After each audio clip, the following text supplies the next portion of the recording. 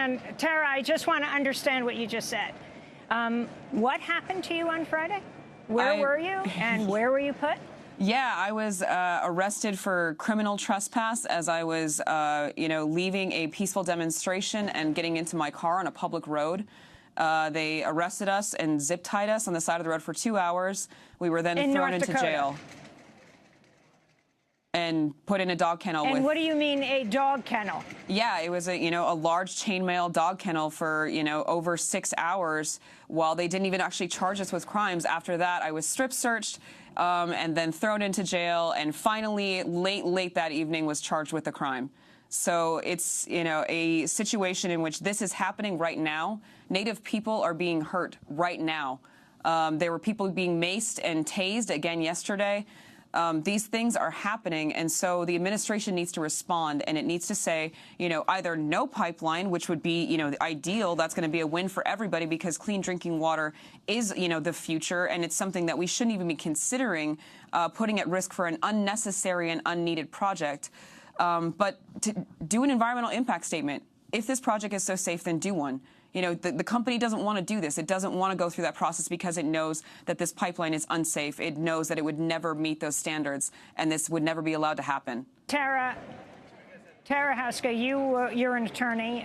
You're an Indigenous leader. You've spent a lot of time at the Standing Rock Sioux resistance camp. You were the Indigenous advisor for Bernie Sanders. We just played at the top of the show the speech he gave outside the White House demanding that President Obama deny the permit for the Dakota Access Pipeline. Your thoughts on where this movement goes now?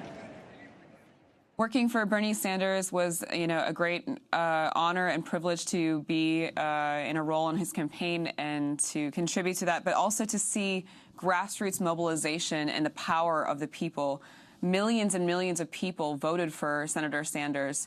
And, again, this is the Dakota Access Pipeline resistance is millions of people around the world coming together and trying to stop this single project, but also to make a stand about the relationship of people to fossil fuels, about Indigenous rights, about all these issues. And so, seeing that and these marches against Donald Trump and, the power that's within organizing and the power that's within, local elections. There were some successes that happened aside from just Donald Trump's election. There were several different, women of color and people that have never been in represented office before.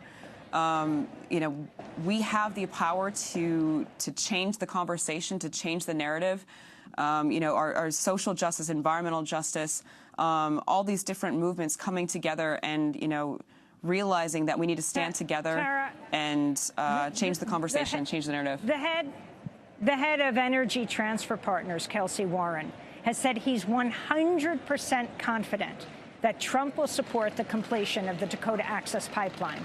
Warren donated more than $100,000 to Trump's campaign, while Trump has between $500,000 and $1 million invested in Energy Transfer Partners. This is Kelsey Warren speaking on CBS. Once he takes over January 20th, what are the prospects? Oh, it's 100%. 100% that the easement gets granted and the pipeline gets built. Have you spoken to Donald Trump about the pipeline? I've never met the man. You've never met him? No. But he's invested in you and you're invested in him. Well, I wish him well. Your response, Tara Houska, to Kelsey Warren. Kelsey Warren, who runs the Cherokee Creek Music Festival in Texas, great fan of Jackson Browne, who apparently is singing a big event Thanksgiving Day weekend in support of the Standing Rock Sioux on the reservation in North Dakota. Kelsey Warren, the CEO of Energy Transfer Partners.